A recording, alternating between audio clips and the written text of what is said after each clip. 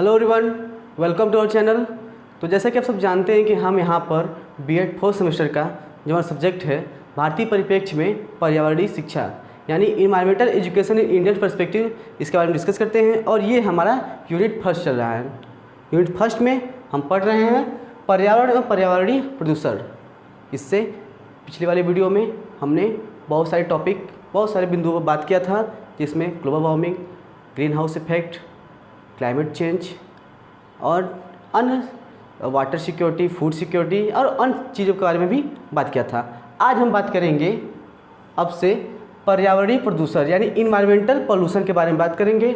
उसके बारे में अर्थ क्या होता है, उसका परिभाषा क्या होता है, कितने प्रकार के होते हैं, किन प्रकार से बांटा गया है पोल्यूशन को, इन सब चीज़ों के बारे में बहुत ही विस्तृत अध्ययन करेंगे। लेकिन उससे पहले एक बात कि हमने पिछले वीडियो में हमसे पूछा था कि इंडोनेशिया की जो राजधानी नई बनी है वो क्या है, क्यों इंडोनेशिया की अपनी राजधानी स्थानांतरित शिफ्ट करना पड़ा। क्योंकि ग्लोबल वार्मिंग या क्लाइमेट चेंजेस की वजह से जो उसकी जो प्रेजेंट राजधानी थी वहाँ पर जलस्तर बढ़ रहा था बहुत तेज़ी से। तो आने वाले कुछ सालों में वो जो द्वीप था, क्योंकि मैंने बताया था कि इंडोनेशिया वो बहुत सारे द्वीपों का समूह है, ठीक है, तो वो द्वीप आने वाले समय में डूब जाता है। इसलिए इंडोनेशियाई सरकार ने क्या किया कि पहले से ही एक अपना अलग से एक अलग द्वीप को जगह को चिन्हित कर वहाँ पर अपना राजधानी ट्रांसपोर्ट कर दिया। ठीक, तो कुछ बच्चों ने बताया, जिसमें से कुछ का नाम लेते हैं क्योंकि 3 ही लोग ने बताया था, जिसमें से किसी का नाम ज्योति और एक लोग थे ऋषु और एक कोई विद्यार्थी केंद्र थे जिन्होंने आंसर दिया। व्यूज़ बहुत अच्छे जा रहे हैं, ठीक है, कोई दिक्कत नहीं, लेकिन तब भी आप अभी भी कम एक्टिव हैं। इसलिए आप भी थोड़ा सा कोशिश करिए कि जो प्रश्न हम पूछ रहे हैं तो उसका आप कमेंट बॉक्स में उत्तर देंगे, तो इससे आपको भी थोड़ा सा अच्छा लगेगा और आपका नाम भी पब्लिकली अनाउंस किया जाएगा। ठीक है, चलिए बिना देर करते हुए आते हैं अपने टॉपिक पर। आज का टॉपिक है पर्यावरणीय प्रदूषण यानी पर्यावरणीय प्रदूषण यानी पोल्यूशन क्या है, प्रदूषण क्या है, उसका अर्थ और परिभाषा के बारे में देखते हैं क्या है। देखिए, अर्थ सबसे पहले समझ लेते हैं कि क्या है पोल्यूशन का अर्थ। यह भी बहुत ही इम्पोर्टेंट है आपके एग्ज़ाम के लिए, नहीं सिर्फ एग्ज़ाम के लिए।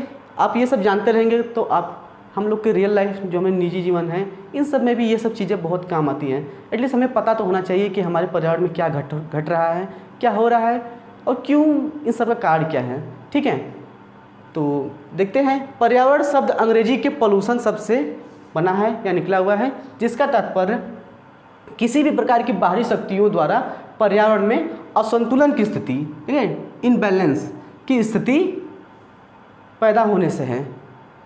पोल्यूशन क्या है सिंपल भाषा में, देखिए ये है आपकी किताबी भाषा। अब थोड़ा सा सिंपल भाषा में समझ लेते हैं। पोल्यूशन का मतलब यही है कि कुछ ऐसी चीज़ें, कुछ अनवांटेड थिंग्स जो किसी दूसरे चीज़ में चली जाती हैं और वो यूज करने लायक ना हो। जैसे साफ़ पानी है, उसमें मिट्टी चला गया, भाई मिट्टी तो हम नहीं चाहते कि पानी में मिट्टी रहे, तो वो अनवांटेड है, ठीक है, उसमें मिट्टी चला गया, तो अब क्या, वो पानी दूषित हो गया, यानी पोल्यूटेड हो गया, प्रदूषित हो गया। बस यही है हमारा पोल्यूशन। यानी कि किसी भी प्रकार की बाहरी शक्तियों द्वारा पर्यावरण में असंतुलन की स्थिति क्या है, हमारा पोल्यूशन है। आप बस इसको इसका अर्थ में ये लिख देंगे जैसे में कर कि साफ पानी में मिट्टी का चले जाना, बालू का चले जाना या फिर अन्य किसी कारणों से पानी का दूषित हो जाना क्या है, हमारा पोल्यूशन कहलाता है। ठीक है, अब यहाँ पर कुछ परिभाषाएं दिया गया है। परिभाषाएं जरूरी हैं, ये आपके एग्जाम में लिखना होता है। ठीक है, तो एक बार देख लीजिए क्या है इसकी परिभाषा। ठीक है, देखते हैं। राष्ट्रीय पर्यावरण अनुसंधान परिषद यानी नेशनल इन्वायरमेंट रिसर्च काउंसिल के अनुसार इन्होंने क्या कहा है, कुछ ऑर्गेनाइजेशन होते हैं, ये सब पोल्यूशन को यानी अन्य जो किसी प्रकार की जो भी चीज़ें होती हैं इन सबको परिभाषित करती है, जिससे लोग और अधिक अच्छी तरीके से समझ पाए कि क्या है ये सब चीज़ें। ठीक है, मनुष्य के क्रियाकलापों से उत्पन्न अवशिष्ट उत्पादों के रूप में पदार्थों एवं ऊर्जा विमोचन से प्राकृतिक पर्यावरण में होने वाले हानिकारक परिवर्तनों को प्रदूषण कहते हैं। क्या कर रहा है, थोड़ा सा फिर से देखते हैं कि मनुष्य के क्रियाकलापों से, ठीक है, भाई मनुष्य ही सब कर रहा है प्रदूषण, ना कि जानवर थोड़ी प्रदूषित कर रहे हैं। ठीक है, मनुष्य क्रियाकलापों से उत्पन्न अवशिष्ट उत्पादों के रूप में पदार्थों एवं ऊर्जा विमोचन से प्राकृतिक पर्यावरण में, ठीक है, देखिए प्राकृतिक पर्यावरण में होने वाले हानिकारक परिवर्तन क्या है? प्रदूषण कहलाता है। हानिकारक परिवर्तन प्रदूषण कहलाता है। यानी मनुष्य की जो भी एक्टिविटी है वो क्या कर रही है? प्राकृतिक पर्यावरण में हानिकारक परिवर्तन ला रहा है, वही हमारा पोल्यूशन है। ये किसके अनुसार है? राष्ट्रीय पर्यावरण अनुसंधान परिषद यानी NERC के अनुसार। ठीक, अगला हमारा है कि संयुक्त राष्ट्र संघ के अनुसार यूएनओ क्या कर रहा है, इसको देख लेते हैं। यूएनओ बोल रहा है कि प्रदूषक वे पदार्थ हैं जो अनुचित स्थान पर, अनुचित समय पर, अनुचित मात्रा में मानव द्वारा विसर्जित किए जाते हैं। इनसे डायरेक्ट यानी प्रत्यक्ष अथवा अप्रत्यक्ष या इनडायरेक्ट रूप में मानव के स्वास्थ्य और उसके संसाधनों को हानि होती है। ठीक है, मानव के स्वास्थ्य और उसके संसाधनों की हानि होती है। प्रदूषक मानव की वांछित गतिविधियों का अवांछित प्रभाव है। ठीक, फिर देखते हैं कि प्रदूषक वे पदार्थ हैं जो अनुचित स्थान पर, अनुचित स्थान क्या मतलब है कि कूड़े फेंकने की जगह है कूड़ादान, लेकिन हम उसको फेंक कहाँ है? रोड पर। अनुचित स्थान है। ठीक, अनुचित मात्रा में, अनुचित समय पर, न चाहते हुए भी ऐसे काम हम कर देते हैं, जाने अनजाने में भी, जो हमारे इन्वायरमेंट को पोल्यूशन युक्त करता है। ठीक है, यही हमारा यूएनओ बोल रहा है। द्वारा विसर्जित किए गए जिनसे डायरेक्ट, बोले डायरेक्ट आप पोल्यूटेड कर रहे हैं, और या इनडायरेक्ट जो क्या कर रहा है? मानव के स्वास्थ्य और उसके संसाधनों पर। संसाधन में कौन कौन से संसाधन है? वही हमारा जल है, वो भी तो संसाधन ही है। उसको क्या है? हानिकारक प्रभाव डाले, उस पर हानि होती है, वही हमारा पोल्यूशन है। प्रदूषण मानव की वांछित गतिविधियों का अवांछनीय प्रभाव है। ये एक पूरा लाइन आप आराम से लिख सकते हैं कि जो है कि प्रदूषण मानव की वांछित गतिविधियों का अवांछनीय प्रभाव है। ठीक, यहाँ पर कुछ पोल्यूशन या प्रदूषण के नाम लिखे गए, किस प्रकार से पोल्यूशन या फिर प्रदूषण फैलता है। कूड़ा कचरा से होता है, धूल से होता है, धुआं से, सल्फ्यूरिक एसिड, कुछ और मतलब जाते हैं केमिकल में तो सल्फ्यूरिक एसिड है, CO है, कार्बन मोनोडाइऑक्साइड, ठीक है, और कीटनाशक है, फर्टिलाइज़र हो गया। इन सब से यानी और बहुत सारी चीज़ें हैं जो आपके दिमाग में आ रहा है, आप जानते हुए होंगे कि किस प्रकार से प्रदूषण फैल सकता है। ठीक है, उन सब चीज़ों को भी यहाँ पर लिख सकते हैं। ठीक है, तो एक बार स्क्रीनशॉट लीजिए, फिर उसके बाद हम देखते हैं आगे कि क्या है प्रदूषण के प्रकार। ठीक है, उसके बाद हम समझेंगे। हम देखते हैं कि प्रदूषकों के प्रकार यानी टाइप ऑफ पोल्यूटेंट्स, कितने प्रकार के पोल्यूटेंट्स को बांटा गया है।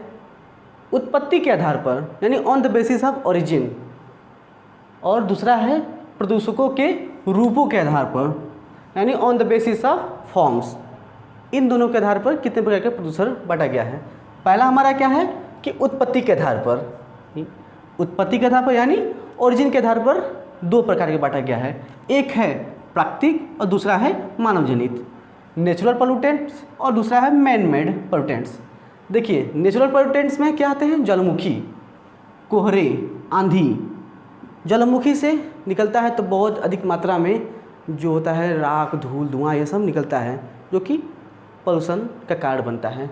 अगला है कोहरा। कोहरा जब होता है ना, तो जब आप देखते होंगे बाइक या साइकिल चलाएंगे तो कभी कभी आंखों में जलन होती है। वो जलन इस कारण से होती है क्योंकि जब कोहरा होता है तो जो वायुमंडल में ऊपर से जो धूल कण होते हैं वो क्या करते हैं? नीचे बहुत हो जाते हैं और स्थिर एक तरह से हो जाते हैं कोहरे के कारण। ठीक है, तो वो भी एक पोल्यूशन का कारण ये भी है। अगला है आंधी। आंधी जब बहती है तो आप देखते हैं कि यहाँ का उड़कर वहाँ चला जाता है, यानी बहुत ही अधिक मात्रा में धूल उड़ता रहता है जो कि ये भी हमारा प्रदूषण का कारण बनता है। ठीक है, ये है क्या है? नेचुरल, ये नेचुरल पोल्यूटेंट्स है। अगला हमारा है कि मानव निर्मित पोल्यूटेंट्स यानी man made pollutants. Man made pollutants यानी मानव निर्मित प्रदूषक तो बहुत सारे हैं, आप जानते भी हैं। इनमें से मान लीजिए कि मैंने यहाँ पर एक ही रखा है कि औद्योगिकरण से सिर्फ एक इससे 3-4 चीज़ें हो रही हैं। जैसे यहाँ से निकलने वाले धुआं वायु प्रदूषण कर रहे हैं, यहाँ से निकलने वाले जल प्रदूषण कर रहे हैं, यहाँ से निकलने वाले अवशिष्ट पदार्थ जो कि ऐसे ही प्लेन्स एरिया में छोड़ दिए जा रहे हैं वो क्या रहे हैं? मृदा प्रदूषण कर रहे हैं यानी सॉइल पोल्यूटेंट कर रहे हैं। ठीक है, यानी होम मेड जो पोल्यूटेंट्स हैं वो कई प्रकार के हैं। अगर आप जानते भी हैं तो आप उसको अपने हिसाब से लिख सकते हैं। ठीक, देखिए ये सब जो है आपके एग्जाम में पूछेगा, पोल्यूशन क्या है, अर्थ परिभाषा और कितने प्रकार के होते हैं। तो कितने प्रकार के, तो 2 प्रकार के, उत्पत्ति के आधार पर और फॉर्म्स के प्रदूषण के रूप के आधार पर। ठीक, जिस प्रकार से बना है इस प्रकार, बहुत ज़्यादा लिखना नहीं है, बस आप समझते हुए जाइएगा, ये इतना भी लिख देंगे तब भी काफ़ी है। ठीक है, अगला हमारा दूसरा है कि पोल्यूशन के रूप के आधार पर। अब पोल्यूशन कितने रूपों में होता है, इनके आधार पर कितने प्रकार का बांटा गया है, तो ये 4 प्रकार का बांटा गया है। ठीक है, पहला है तरल प्रदूषक यानी लिक्विड पोल्यूटेंट्स। लिक्विड पोल्यूटेंट्स में तेल, रसायन आते हैं। तेल का रिसाव जब हो जाता है समुद्रों में तो वो भी पोल्यूशन का कारण बनता है, जल प्रदूषण होता है, मैंने बताया था पिछले वीडियो में। ठीक है, और रसायन जो होते हैं, केमिकल्स जो होते हैं, ये क्योंकि लिक्विड के फॉर्म में होते हैं केमिकल्स, ये भी बहुत ज़्यादा पोल्यूशन का कारण बनते हैं। ठीक, अगला है कि ठोस कणीय पोल्यूशन यानी सॉलिड पार्टिकुलेट पोल्यूटेंट्स। औद्योगिक कण, अपशिष्ट पदार्थ और धूल कण। औद्योगिक कण किसी भी, अगर आपने कहीं कंपनी पर देखा होगा, जब उसका अपशिष्ट जो उसके वेस्टेज निकलते हैं वो बहुत ही मतलब दिखने में तो गंदा लगता है और वो मतलब बहुत सॉलिड वे में होते हैं। ठीक है, सॉलिड रूप में होते हैं, तो वो क्या करते हैं, एक तो वो क्योंकि पोल्यूशन है तो वो ख़त्म भी नहीं होते हैं और नुकसान भी पहुँचाते हैं, स्मेल भी करता है, बहुत बुरी गंदगी फैलाता है, और यानी तमाम किस्म की बातें होती हैं, बस आप समझ लीजिए। ठीक है, अगला है कि गैसीय प्रदूषण यानी गैसेसियस पोल्यूटेंट्स।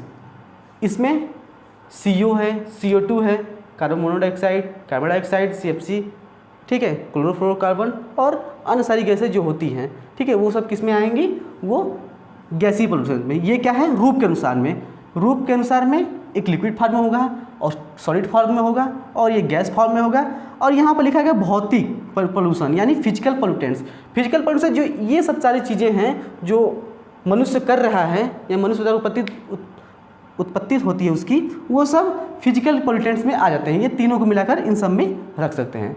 ठीक है, इसके बाद है प्रभाव। इन सब का प्रभाव क्या पड़ता है इसको देख लेते हैं एक बार। लिखा है कि जीवनोपयोगी पदार्थों के स्रोतों को हानि। ठीक है, जीवनोपयोगी पदार्थों के स्रोतों की हानि, जीवन के लिए उपयोग होने वाले जो भी पदार्थ हैं उनके स्रोत में हानि हो रही है। जीवन के लिए क्या उपयोगी है, पानी, हवा, भोजन। ठीक है, पोल्यूशन के कारण देख ही रहे हैं और कितनी बुरी तरीके से हवा नुकसानदायक हो गया है, हवा बिकने लगा है, इवन इतना पोल्यूटेंट हो गया है, पोल्यूशन फैल गया है कि हवा बिकने लगा है। अच्छा चलिए, एक आपको प्रश्न दिया जाता है कि आपको बताना है कि भारत का सबसे प्रदूषित शहर कौन सा है। अब ये ना सोचिए कि बस ऐसे ही पूछा गया है, आपके एग्जाम में, टेट एग्जाम में भी पूछ देगा, 4 ऑप्शन दे देगा कि बताइए कि इनमें से कौन सा प्रदूषित शहर है। ये EVS का क्वेश्चन है। ठीक है, आप कमेंट बॉक्स में बताइएगा। जीवन उपयोगी हवा है, हवा प्रदूषित हो रही है, ये प्रभावित हो रही है पोल्यूशन कारण। जल है, जल भी प्रदूषित कारण, जो कि हमारा जीवन उपयोगी पदार्थ है, यह भी प्रभावित हो रही है। ठीक है, जो इनके स्रोत है उसमें हानि हो रही है। ठीक है, अगला है कि फसलों को नुकसान हो रहा है। हाँ बिल्कुल, फसलों को नुकसान हो रहा है, केमिकल्स का रिसाव हो रहा है, तेल का रिसाव हो रहा है, यानी अन्य जो सॉलिड अपशिष्ट निकल रहे हैं, वेस्टेज निकल रहे हैं, उनके द्वारा क्या हो रहा है कि जो सॉइल डिजर्टेशन हो रहा है, जिससे क्या हो रहा है कि फसलों को नुकसान हो रहा है। जल प्रदूषित हो रहा है, तो जल प्रदूषित अगर खेतों में जा रहा है तो वो अच्छी फसल नहीं होगी, फसल को नुकसान पहुंचा रहा है। ठीक, अगला क्या है कि जीवन के लिए असुरक्षा।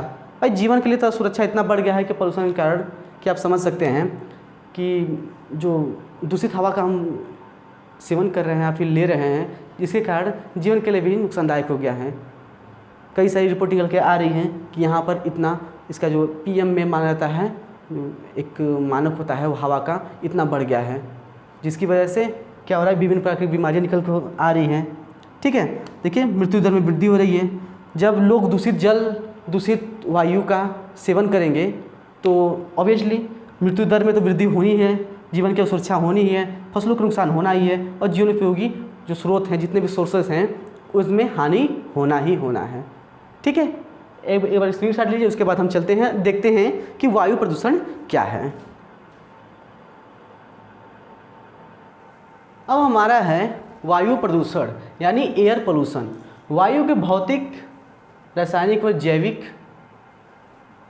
गुणों में ऐसा कोई भी वांछनीय परिवर्तन जिसके द्वारा मनुष्य या जीवों को जीवन जीने में कठिनाई का सामना करना पड़े।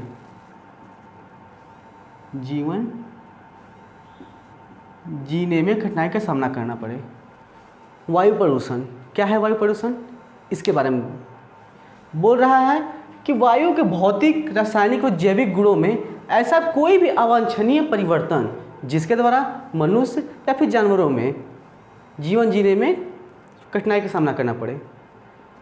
सिंपल भाषा में समझे तो कोई भी ऐसे पदार्थ, कोई भी अनवांटेड थिंग्स जो वायु में मिलकर उसको दूषित कर रहा है, क्या वायु प्रदूषण है, वो वायु प्रदूषण है बस। लेकिन किताबी भाषा में कि वायु के भौतिक और रासायनिक व जैविक गुणों में ऐसा कोई भी अवांछनीय परिवर्तन जिसके द्वारा मनुष्य व जीवों को जीवन जीने में कठिनाई का सामना करे, वो क्या है? वायु प्रदूषण है। ठीक, देखिए WHO ने क्या कहा है वायु प्रदूषण के लिए, इसको देख लेते हैं। इन्होंने कहा है कि देखिए जो ये सब है, जो अब इसके बाद जो चलेंगे वीडियो में चलेंगे कि वायु प्रदूषण क्या है, जल प्रदूषण क्या है, और जितने भी प्रदूषण हैं उनके बारे में हम एक एक करके डिस्कस करेंगे। ये सब क्या करता है कि शॉर्ट में पूछ लेता है, लिख देगा, 3-4 दे देगा, उसमें से 2 किसी पर लिखना होगा, वायु प्रदूषण या फिर जल प्रदूषण पर लिखिए। ठीक है, तो ये इसके लिए थोड़ा सा इंपॉर्टेंट पड़ जाता है। तो WHO यानी वर्ल्ड हेल्थ ऑर्गेनाइजेशन ने क्या कहा कि वायु प्रदूषण एक ऐसी स्थिति है जिससे बाह्य वातावरण में मनुष्य और उसके पर्यावरण को हानि पहुंचाने वाले तत्व सघन रूप से एकत्रित हो जाते हैं। यानी जो मनुष्य और उसके पर्यावरण में हानि पहुंचाने वाले जितने भी तत्व होते हैं वो सघन मात्रा में हो जाते हैं। कहने क्या मतलब है कि पहले भी तो वही होता था, मतलब लोग रहते थे, जिंदा रहते थे या फिर जीवन यापन करते थे। लेकिन पहले क्या था कि जो भी वह हानि पहुंचाने वाले तत्व हैं, जो हानि पहुंचाने वाले तत्व हैं वो क्या है, वह कम मात्रा में रहते थे और बहुत ही दूर दूर पर फैले रहते थे। लेकिन क्या हुआ, जैसे जैसे आबादी बढ़ती गई, जनसंख्या बढ़ता गया, औद्योगिकरण होती गई, क्या हुआ, ये सब सघन होते गए, बस सघन हो गई। इसका मतलब वो वायु प्रदूषण को दूषित करने लगे, वायु को दूषित करने लगे। यही WHO कह रहा है कि जिससे वायु वातावरण में मनुष्य और उसके पर्यावरण को हानि पहुंचाने वाले तत्व सघन रूप में एकत्रित हो जाते हैं। बस इसको याद कर लीजिएगा, इसको समझ लीजिएगा, ये आपको लिखना है। आगे देखते हैं, यहाँ पर हमने एक पॉइंट जो है मिस किया है कि वायु प्रदूषण के प्रकार। वायु प्रदूषण 2 प्रकार के होते हैं, एक है नेचुरल, एक है आर्टिफिशियल यानी ह्यूमन मेड या फिर मैन मेड। तो वो जस्ट अभी पिछले बताया कि कौन कौन से आएंगे नेचुरल में और कौन कौन से ह्यूमन में। तो आप समझ सकते हैं ज्वालामुखी या फिर अन्य जो जितने प्रकार के होते हैं वो सब क्या है, वो नेचुरल में है, और जो मनुष्यों के द्वारा उत्पन्न किए जाते हैं वो क्या है, ह्यूमन मेड में है, यानी आर्टिफिशियल पोल्यूशन है, एयर पोल्यूशन है। ठीक, आप उसको अपने हिसाब से समझ लीजिएगा। आपको बता दिया हूँ कि प्रकार में अगर पूछेगा तो 2 प्रकार के होते हैं, एक है नेचुरल और एक है ह्यूमन मेड। अगला है कि वायु प्रदूषण के कारण व स्रोत। ये थोड़ा सा इंपॉर्टेंट रहता है कि वायु प्रदूषण के क्या कारण हैं। देखिए कारण में यही है मेन कि मोटर गाड़ी, हवाई जहाज आदि परिवहन जो कि स्रोत हैं। स्रोत पूछ रहा है, कारण क्या है, मोटर गाड़ी, हवाई जहाज, इन सब का अत्यधिक प्रयोग हो रहा है जिसके द्वारा वायु प्रदूषण हो रहा है। आपने देखा होगा, आप सुना था न्यूज़पेपरों में और फिर न्यूज़ चैनलों पर ज़रूर देखा होगा कि जब कोरोना चला था तो लॉकडाउन लग गया था। इसका लॉकडाउन का मतलब कि कोई एक स्थान से दूसरे स्थान पर नहीं जा सकता था, जो जहाँ पर है वो वहीं पर है। तो लोग पैदल नहीं जा सकते थे तो अपने बाइक या फिर कार कहाँ से निकालेंगे। तो हुआ ये था कि इससे बहुत ही हद तक क्या हुआ था, एयर पोल्यूशन में गिरावट हुई थी। हमारे बनारस में भी बहुत अधिक मात्रा में वायु पोल्यूशन है, ठीक है। लेकिन जब कोविड शुरू हुआ था, कोविड का मिड टर्म था, तो उसमें क्या होता कि लॉकडाउन लगा था, तो एक रिपोर्ट आई थी कि जो एयर पोल्यूशन वो बहुत ज़्यादा शुद्ध हो गई है, ठीक है, क्योंकि ट्रांसपोर्ट बहुत नहीं चल रहे थे। अगला है क्या कार्य या क्या स्रोत हैं इसके, कि जलाऊ लकड़ी, भट्टी और पराली इत्यादि से। देखिए जलाऊ लकड़ी यानी जो गांव में लकड़ी जलाते हैं या फिर किसी अन्य जगह पर जो लकड़ी जलती है उसके द्वारा भी बहुत अधिक मात्रा में वायु प्रदूषण होता है, ठीक है। भट्टी जो है, जो ईंट भट्टे हैं उनके द्वारा, और पराली को तो आप नाम जानते होंगे, पराली के द्वारा पराली के द्वारा भी बहुत अधिक मात्रा में क्या है कि वायु प्रदूषण होता है। दिल्ली और उसके आसपास के क्षेत्र में, हरियाणा, पंजाब या फिर जो वेस्टर्न जो यूपी है वहाँ पर जो पराली जला दिए जाते हैं, जिसके कारण जो शहरी इलाका है उस पर बहुत ही अधिक मात्रा में वायु प्रदूषण होता है।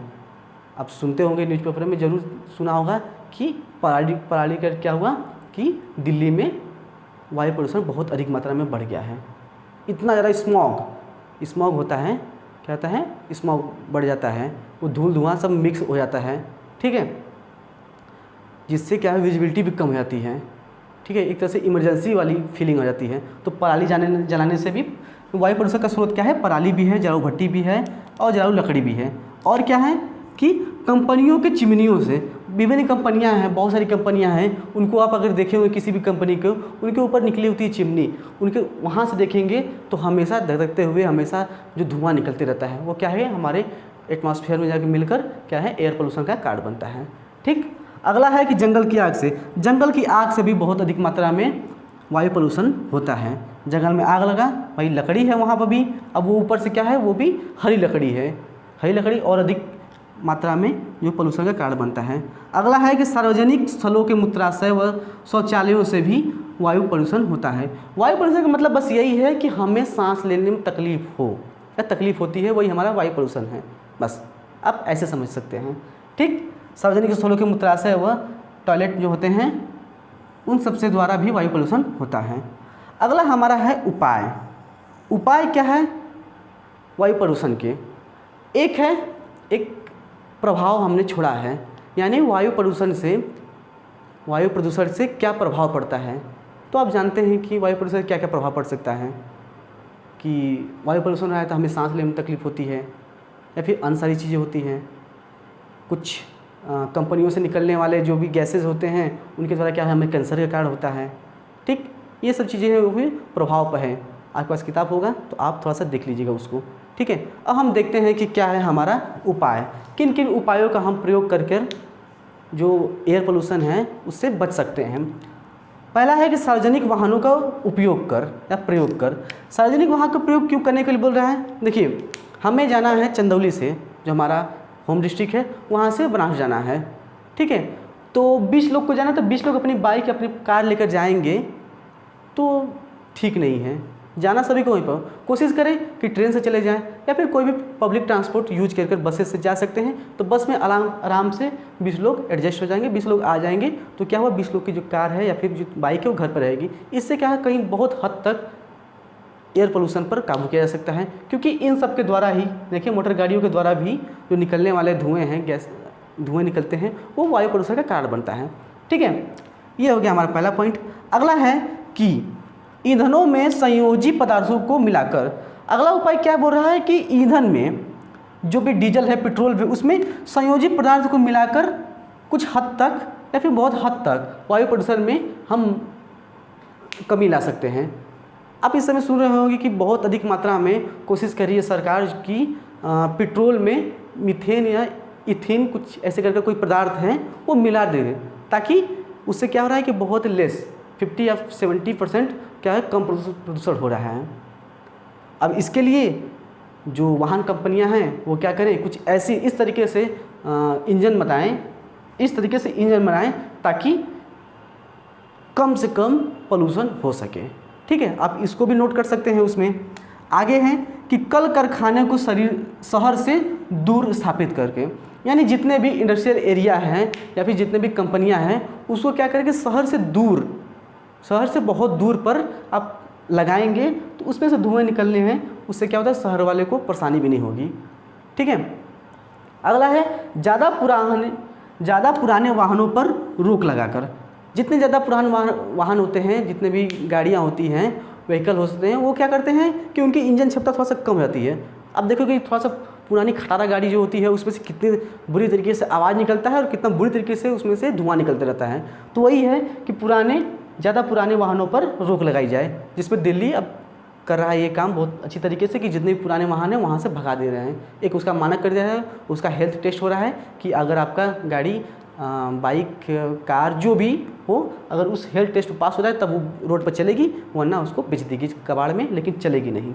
अगला है कि अत्यधिक मात्रा में वृक्षारोपण करके, भाई वृक्षारोपण के द्वारा ही मोस्ट ऑफ हम जितने भी समस्या है उससे हम पार पा सकते हैं कि अत्यधिक मात्रा में वृक्षारोपण करके, यही हमारा उपाय है। अगला है कि किसी भी स्थान पर कूड़ा करकट जलाने पर रोक। भाई कूड़ा करकट आप देखते होंगे कि मार्केट में या फिर ऐसे ही लोग एक जगह कूड़ा इकट्ठे कर देंगे बगल में ही और वहीं पर आग लगा देते हैं, जो क्या करता है क्योंकि उसमें बहुत प्लास्टिक रहता है या फिर अन्य सारे सामान रहते हैं, वो बहुत अधिक मात्रा में वो भी पॉल्यूशन करता है। वहाँ जलाया गया, फिर वहाँ जला दिए, वहाँ जला गया, ऐसे तमाम किस्म की बातें होती रहती हैं। तो किसी भी स्थान पर कूड़ा करकट को जलाने पर रोक लगाएं, यानी ऐसे ही नहीं किसी स्थान पर आप कूड़ा करकट नहीं जला सकते। इस बातों का ध्यान रखकर हम वायु प्रदूषण पर नियंत्रण पा सकते हैं। ठीक है, आप एक बार स्क्रीनशॉट लीजिए। ओके, तो ये रहा हमारा आज की क्लास, वायु प्रदूषण और पर्यावरण प्रदूषण। उम्मीद है आपको पसंद आया होगा। मिलते हैं नेक्स्ट वीडियो में, तब तक के लिए थैंक यू।